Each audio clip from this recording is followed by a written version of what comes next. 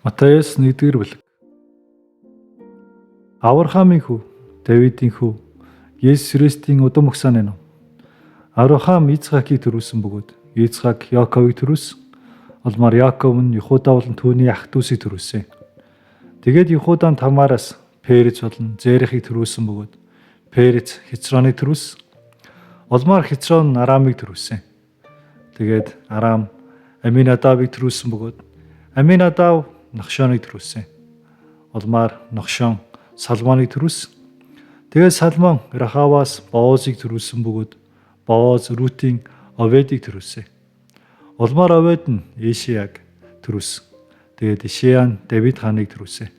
Бөгөөд Давид хаан Уриагийн эхнэр байсан түүнээс Шоломог төрүүлсэн. Тэгээд Шоломон Рехавамыг төрүүлсэн бөгөөд Рехавам Авияг төрүүлсэн. Улмаар Авия нь Асаг төрүүлсэн. Тэгээд Аса Йехошафатыг төрүүлсэн бөгөөд Йехошафат Ирамыг төрүүлсэн.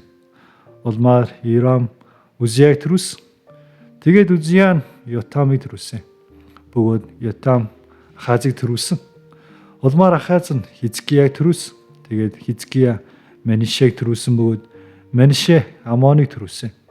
Улмаар Амон Йошияг төрүүлсэн. Тэгээд Йошия нь Вавилон руу зөөгдсөн байх үедээ Ихония болон түүний ах дүүнрийг төрүүлсэн. Тэгээд Вавилон руу зөөгдснийхэн дараа Ихония Шалтелийг төрүүлсэн бөгөөд Шалтел нь Зерубабелийг төрүүлсэн. Тэгээд Зерубабел Авихудыг төрүүлсэн бөгөөд Авихуд Илиакимыг төрүүлсэн.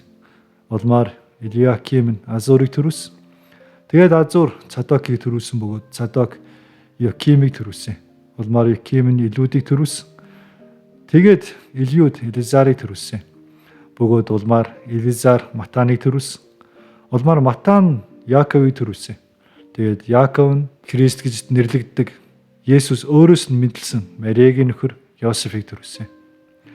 Ийхүү Авраамаас Давид хүртэлх бүх үе нь 14 үе бөгөөд Давидаас Вавилон руу зөөгдөх хүртэл 14 үе бас Вавилон руу зөөгдөхөөс Христ хүртэлх 14 үе ээжээ. Идүүгээ Есүс Христийн мэдлэлт ийхүү байсан. Үнэндээ түүнийг Мария Йосефтэй сүү тавигдсан байсан ч тэд нийлхээс өмнө тэрээр хевдэдээ ариун сүнснээс хүүхэд болсон байв. Тэгтэл нөхөр Йосеф нь зөв шудраг хүн байгаад улмаар түүнийг олонний өмнө жишээ болгохыг үл хүсэн. Нууцаар түүнээс салах санаатай байжээ. Харин түүнийг эдгээр зүйлийг бодож байх зур ажигтун. Эзний Тэнгэрч түүнд зүүдээр үзэгдэн. Давидын хүү Йосефа Мариаг өөрийн эхнэр болгон авахаас бүү. Учир нь түүний дотор бүрэлдсэн ариун сүнснээс юм. Тэгээд тэрээр хүү төрүүлэх бөгөөд чи түүний нэрийг Есүс гэж дууд. Учир нь тэр бэр өөрийнхөө хүмүүсийг гэмүүдээс аврах болно гэвэ. Идүүгээ энэ бүхэн болсон иш үзүүлэгчээр дамжуулан эзний ийн хэлүүлсэн биелэгдэхийн тулд байсан.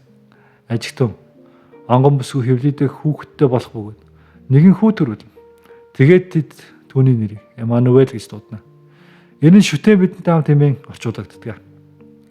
Тэр үед Йосеф нойрноосоос ирээд эзний Тэнгэрлэгч өөртөө тушаасны дагуу үлдэж эхнэрээ болго авчээ. Улмаар ууган үгээ төрүүлтэл нь түүнийг унтаж мэдээгүй. Тэгээд тэрээр түүнийг Есүс гэж дуудлаа.